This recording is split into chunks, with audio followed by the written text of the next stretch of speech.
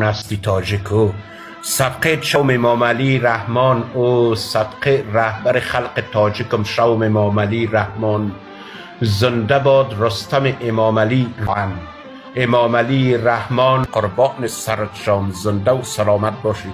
یاد ما نمیره او رهبر بزرگمان که برایمان فرمودی که هر تاجیک در خانهش باید شاهنامه بخونه. هر تاجیک باید در خانه شاهنامه داشته باشه. هر تاجیک باید بچه های خود به نام شاهنامه نام مانده باشه. او رهبر توی گپ برای ما امروز زده بودی، رهبر بزرگ خلق تاجیک در حالی که 40 سال پیش پدر به نام مر نستوه مانده بود.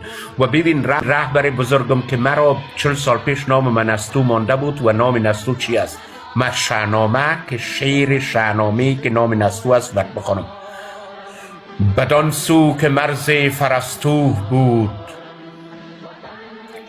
بدان سو که مرز فرستوه بود، دز جای دزدان نستوه بود. که کشتان سیه پیل نستوه را، که کند از زمین آهنین کوه را.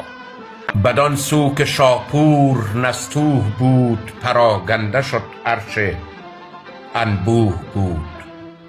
که کشتان سیه پیل نستوه را، که کند از زمین آهنین کوه را.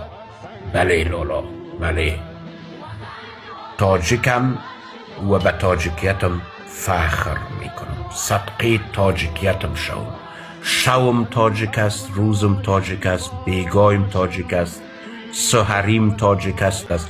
پیش از این که مسلمان باشم تاجیک هستم. ختم. این آیینم است.